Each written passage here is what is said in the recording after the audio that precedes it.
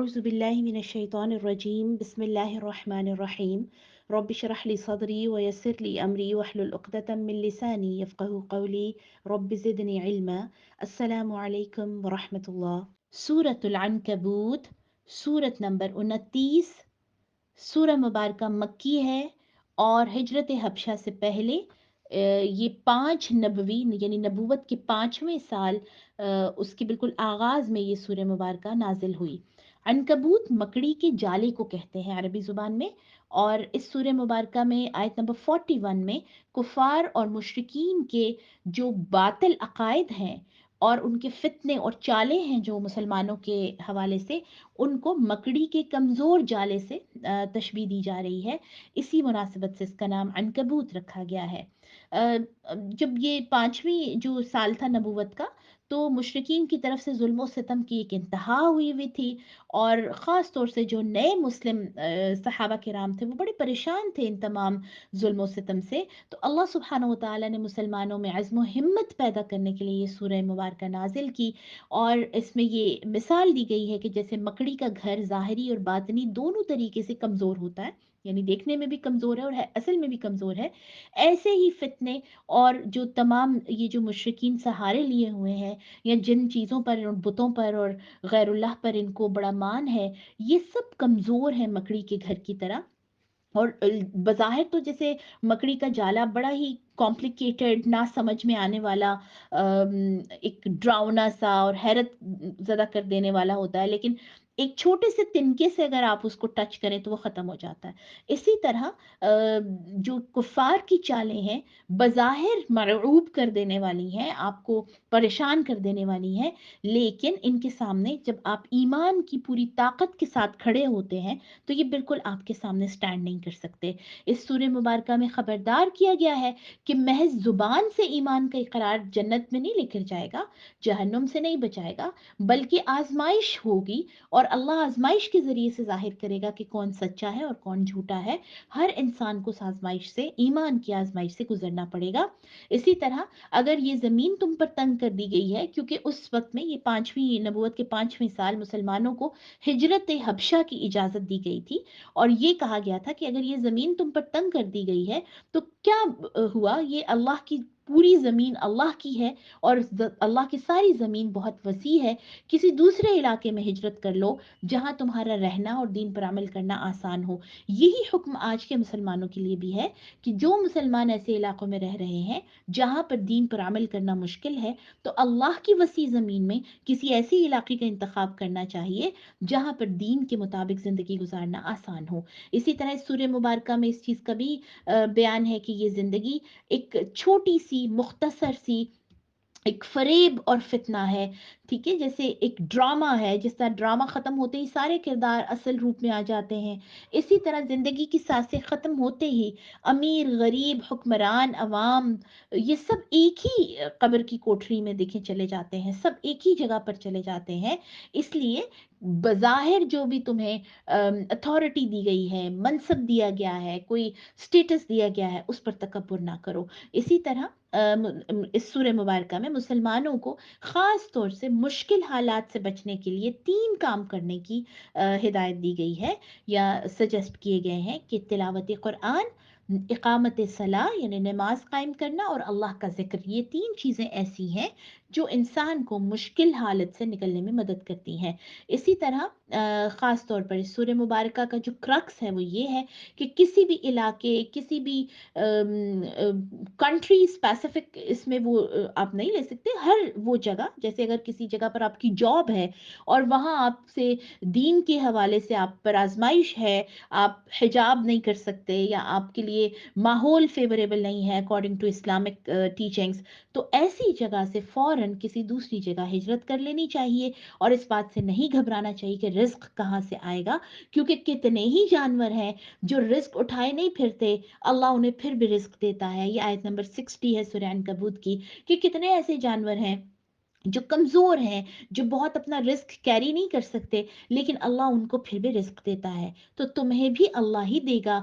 صرف رزق کی خاطر ایسی جگہوں پر کہ جہاں تمہارے اسلام پر زد آئے، تمہارے دین کو کمپرومائز ہونا پڑے، وہاں رہ کر اپنے دین کو کمپرومائز نہ کریں، بلکہ اللہ کے لیے بولڈ اینڈ اسٹرانگ سٹیپس لیں۔ سورت الروم، سورت نمبر 30، مکی سورہ مبارکہ ہے، اور یہ 5 نبوی کے بالکل آغاز میں، اوائل میں نازل ہوئی، جس وقت ہجرت حبشہ کی اجازت دی گئی۔ شدید مشکلات سے توچار تھے مسلمان، اور بڑی ہی تنگی کی حالت میں تھے، لیکن اس سورہ مبارکہ میں ان کو فتح کی خوشخبری دی جا رہی ہے، دنیا اور آخرت کی کامیابی کی بشارتیں دی جا رہی ہیں، اور بتایا جا رہا ہے کہ مسلمانوں کو عظیم فتح نصیب ہوگی۔ اور 8-9 سال بعد آپ دیکھیے کہ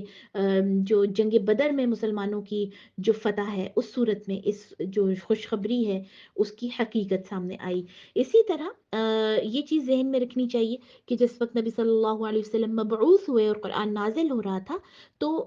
2 سپر پاورز تھیں اس زمانے میں، ایک روم جو کہ ایک ملک کا نام تھا، اور ایک ایران یا پرشیا۔ تو اس سورہ مبارکہ میں رومیوں کا ایرانیوں پر غالب آنے کا بیان ہے، کہ رومی جو ہے ایرانیوں پر غالب آ جائیں گے، حالانکہ ایران جو ہے وہ زیادہ بڑی سپر پاور تھی اس زمانے میں، اسی حوالے سے سورہ مبارکہ کا نام روم رکھا گیا۔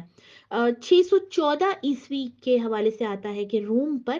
آتش پرست مشرک ایرانیوں کا قبضہ ہو گیا تھا، جس کی وجہ سے مشرکین عرب مسلمانوں سے کہتے تھے کہ جس طرح روم میں وحی اور رسالت کے ماننے والے عیسائیوں کو شکست ہوئی ہے، کیونکہ وہاں پہ کرسچنس تھے نا، لیکن ان کے اوپر جو یہ مشرک لوگ تھے ایران کے، جو کہ آتش پرست تھے، انہوں نے آ کے قبضہ کر لیا تھا۔ تو یہ قریش مکہ کہتے تھے کہ دیکھو وہ لوگ بھی تو وحی کو ماننے والے تھے نا، اور وہاں پر بھی عیسائی جو ہیں وہ وحی کا نام لینے والے تھے، لیکن ان کو جو آتش پرست لوگ ہیں انہوں نے آ کر ہرا دیا اور شکست دے دی، اسی طرح ہم عرب بھی تمہارے دین کو مٹا دیں گے، ختم کر دیں گے۔ اس کے جواب میں یہ جو سورہ مبارکہ نازل ہوئی، اور اس میں بتایا گیا کہ رومی جو ہیں وہ دوبارہ غالب آئیں گے ایرانیوں پر، اور اسی طرح مسلمانوں کو بھی فتح حاصل ہوگی۔ اس سورہ مبارکہ کا مرکزی مضمون فتح بدر کی بشارت ہے، اور اس ٹف ٹائم میں جس وقت مسلمان جو ہیں وہ سوچ بھی نہیں سکتے تھے کہ ہمیں حکومت ملے گی یا ہم فتح یاب ہوں گے، الٹا وہاں سے نکلنے کی دھمکیاں تھیں ان کو، اور ہجرت حبشہ کی اجازت بھی اسی حوالے سے ملی تھی۔ اس دور میں اللہ سبحانہ و تعالیٰ خوشخبریاں دے رہے ہیں، پازیٹیو نیوز دے رہے ہیں، اور آپ دیکھیے کہ یہاں سے ایک چیز میرے اور آپ کے سامنے جو آتی ہے کہ مشکل ترین وقت میں بھی اللہ پر پوری امید رکھنی چاہیے، اور پازیٹیو رہنا چاہیے، پوری طرح سے اللہ سے جڑے رہنا چاہیے، ہوپ فل رہنا چاہیے کہ اللہ ضرور انسان کو مشکل ٹائم سے نکالیں گے۔ اسی طرح توحید اور آخرت کے حوالے سے اس میں کافی سارے دلائل دے کر توحید اختیار کرنے، قرآن کو ماننے اور رسول پر ایمان لانے کی دعوت ہے، اور جو اس پر ان باتوں کو نہیں مانے گا، اللہ کے انبیاء کا انکار کرے گا، نبی صلی اللہ علیہ وسلم کی دعوت کا انکار کر کے دنیا اور آخرت اپنی جو ہے وہ خراب کر لے گا۔ جو بھی انسان توحید سے دور ہوگا، قرآن سے دور ہوگا، چاہے وہ اس زمانے میں ہو چاہے آج کے زمانے میں، اس کے لیے دنیا اور آخرت کی رسوائیاں ہی ہیں۔ انسان کی فطرت کا بیان ہے کہ اس میں نیکی کی طرف رغبت رکھی گئی ہے، چاہے انسان کتنا ہی نیکی سے دور ہو، آپ دیکھیے کہ نیکی کی کریونگ ہوتی ہے، اسی لیے رمضان المبارک کی کتنی خوشی ہوتی ہے نا ہمیں۔ اور دوسری طرف بدی سے ایک خلش اور جو ایک ہیجان کی سی کیفیت آتی ہے دل میں، کہ انسان جب گناہ کرتا ہے تو بے چینی کی کیفیت ہوتی ہے اس کے اندر، اسی لیے اپنی فطرت کے پیچھے چلو جو کہ نیکی کی طرف جانے میں مطمئن ہوتی ہے۔ اسی طرح اس چیز کا بیان ہے کہ کائنات کی ہر چیز اللہ کی فرما بردار ہے، ہر چیز اللہ کی عبادت میں ہے، اللہ جو ہے وہ معبود ہے ہر ایک چیز کا۔ اور دوسری طرف یہ بھی بیان ہے کہ ظہر الفساد فی البر والبحر بما کسبت ایدی الناس، کہ زمین میں اور سمندر میں جتنا فساد پھیلا ہے یہ لوگوں کے اعمال کا نتیجہ ہے، ورنہ اللہ سبحانہ و تعالیٰ نے یہ زمین، سمندر انسانوں کے لیے مسخر کیے تھے، لیکن لوگوں نے اپنے اعمال سے اور اپنے جو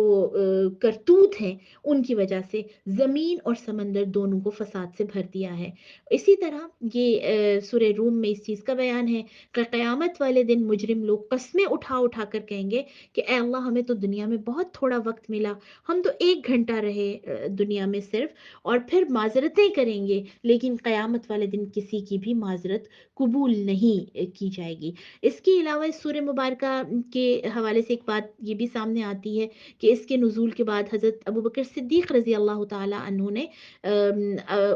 ایک کافر تھا یعنی قریش مکہ سے، ابی بن خلف اس کا نام تھا، ابی ابن خلف، اس کے ساتھ شرط لگائی تھی 100 اونٹوں کی کہ آئندہ 10 سال کے اندر اندر رومی ایرانیوں پر غالب آ جائیں گے، کیونکہ دیکھیے ابوبکر صدیق رضی اللہ تعالیٰ عنہ کا جو یقین تھا قرآن پر وہ اس لیول کا تھا کہ ان میں جب یہ صورت نازل ہوئی اور آیات نازل ہوئی کہ رومی جو ہے وہ غالب آئیں گے دوبارہ سے، تو انہوں نے شرط لگا لی ایک طرح سے کہ 10 سال کے اندر اندر یہ ہوگا۔ چنانچہ 7 سال بعد دیکھیے کہ یہ ایسا ہو گیا کہ رومی غالب آ گئے، اور صدیق اکبر نے پھر ابی بن خلف کے بیٹوں سے 100 اونٹ وصول کیے، لیکن بعد میں اسلام نے ایسی شرطیں لگانے سے منع کر دیا، اور یہ جو اس وقت آپ نے شرط لگائی تھی یہ جو منع کیا گیا، یا جوئے کی جو حرمت تھی، گیمبلنگ کی یا ایسی شرطیں لگانے، اس سے پہلے کی ہے، تب تک یہ احکامات نازل نہیں ہوئے تھے، لیکن یہ ایک اس حوالے سے ایک انٹرسٹنگ بات ہے کہ کس طرح اللہ سبحانہ و تعالیٰ نے جو پیش گوئی کی وہ پوری ہوئی۔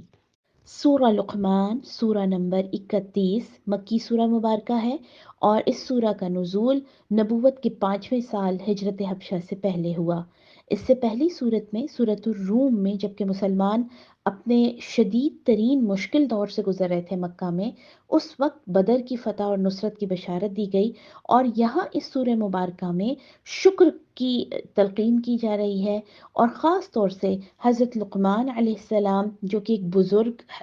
حکیم کا نام ہے، جن کے بارے میں مختلف علماء کا خیال ہے کہ وہ نبی تھے، اس سورہ مبارکہ میں ان کی نصیحتوں کا ذکر ہے جو انہوں نے اپنے بیٹے کو کی تھی، اور اسی مناسبت سے اس کا نام لقمان رکھا گیا۔ اس سورہ مبارکہ میں جیسے میں نے آپ کو بتایا کہ اس سے پہلی صورت میں فتح اور نصرت کی بشارت تھی جبکہ مسلمان شدید تنگی کے حالات میں تھے، اور اس سورہ مبارکہ میں اس فتح اور نصرت کے جواب میں شکر کی تلقین کی جا رہی ہے، اور اسی طرح اس سے جو اگلی سورہ مبارکہ ہے اس میں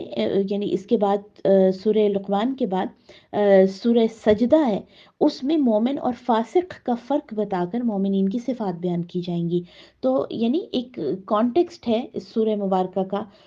سورۃ الروم اور سورہ سجدہ کے ساتھ۔ سورہ لقمان میں یہ بتایا گیا ہے کہ اللہ تعالی حکمت والا ہے، اور اس کی کتاب قرآن مجید بھی حکیم یعنی حکمت والی ہے، اور جس کو بھی حکمت عطا کی جائے اس کو سب سے بڑی اللہ کی نعمت مل جاتی ہے، اور حکمت سے یہاں مراد اللہ کے دین کی سمجھ ہے، اللہ کے ساتھ اپنے رابطے کی سمجھ ہے۔ حضرت لقمان کو بھی حکمت عطا کی گئی تھی، اور ان کو یہ تلقین کی گئی تھی کہ اللہ کا شکر ادا کرنا ضروری ہے، دنیا میں آزمائشیں اور آخرت میں جزا اور سزا کا سارا نظام جو ہے وہ بھی اللہ کی حکمت پر مبنی ہے۔ اس سورہ مبارکہ میں خاص طور پر اپنے آباء و اجداد کی غلط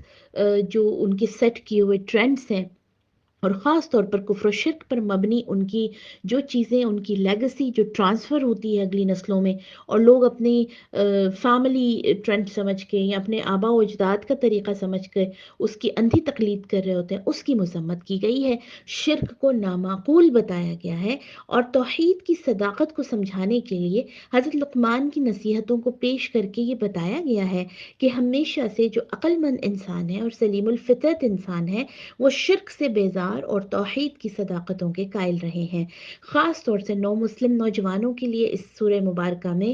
تلقین ہے کہ انہیں اپنے مشرک والدین کے ساتھ حسن سلوک تو کرنا چاہیے، لیکن شرک اور اللہ کی نافرمانی کے مسئلے میں ان کی اطاعت جائز نہیں ہے۔ اسی طرح اللہ کے مقابلے میں اپنے والدین اور آباء و اجداد اور معاشرے کے ساتھ چلنے والوں کو یہ یاد رکھنا چاہیے کہ ایک دن ایسا آنے والا ہے جس میں اولاد والدین کے اور والدین اولاد کے کسی کام نہیں آئیں گے، انسان کے صرف اعمال اس کے کام آئیں گے۔ اگر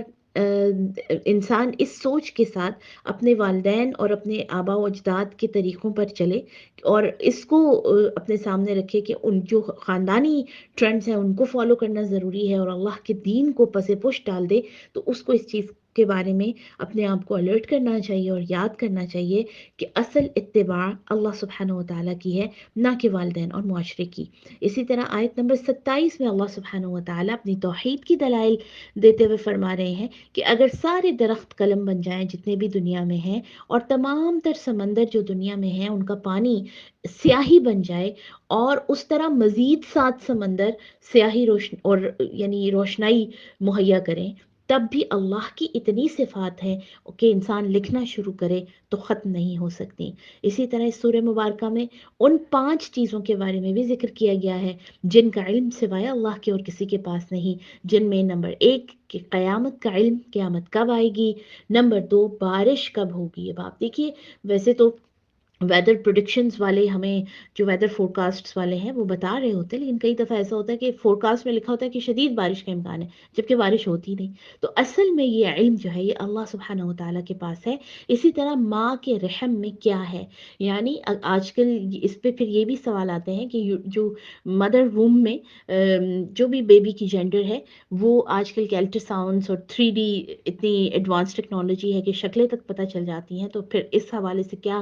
سمجھنا چاہیے؟ تو اصل میں اس کا علماء کے مطابق کہ جو بھی بچہ ماں کے پیٹ سے نکل رہا ہے اس میں جینڈر بھی شامل ہے۔ آپ اس چیز سے اتفاق کریں گے کہ بعض اوقات جو جینڈر بتائی جاتی ہے اس سے اپوزٹ دنیا میں آ جاتی ہے۔ نمبر 2، بچہ دین پر ہوگا، سعید ہوگا، خوش بخت ہوگا یا بدبخت ہوگا، اور اس کا رزق کہاں ہوگا، وہ اپنی زندگی کیسے گزارے گا، ان تمام چیزوں کا علم اللہ کے علاوہ کسی اور کے پاس نہیں ہے۔ اسی طرح نمبر 4، آدمی آنے والے دن میں کیا کرے گا، کیا کمائے گا، کیا اس کے اعمال ہوں گے، اس کا علم بھی اللہ کے علاوہ کسی پر نہیں ہے۔ چاہے 1000 انسان ستاروں اور ہاروسکوپس اور ہاتھوں کی لکیروں میں الجھا رہے اور مختلف طریقے سے اپنے آنے والے کل کے بارے میں معلوم کرنے کی کوشش کرتا رہے، اصل میں آنے والا وقت جو ہے وہ اللہ سبحانہ و تعالیٰ کے ہاتھ میں ہے۔ اسی طرح آدمی کی موت کس زمین پر آئے گی، کس جگہ اس کی قبر بنے گی، اس کا علم بھی اللہ کے علاوہ کسی اور کو نہیں ہے۔ تو اللہ سبحانہ و تعالیٰ کی ان حکمتوں پر اور خاص طور پر توحید پر عمل کرنا اپنے آپ کو بہت ساری مختلف تقلیدوں سے بچا لیتا ہے، اور سب سے بڑی انصاف کی بات توحید ہے، اور سب سے بڑا ظلم جو ہے وہ شرک ہے۔ اسی طرح انسان جتنا شکر ادا کرتا ہے اللہ سبحانہ و تعالیٰ کا، اتنا ہی وہ توحید کے رستے پر گامزن ہوتا ہے، اور انہی چیزوں پر، عقیدہ توحید پر اور جذبہ شکر پر چل کر اپنی زندگی کو ایسا بنا لیں کہ آپ کے لیے جنت جو ہے اللہ سبحانہ و تعالیٰ کی، وہ آپ کے نصیب میں ہو جائے۔ یہی اللہ کی طرف سے عطا کردہ حکمت ہے۔ وما علینا الا البلاغ۔ السلام علیکم ورحمۃ اللہ۔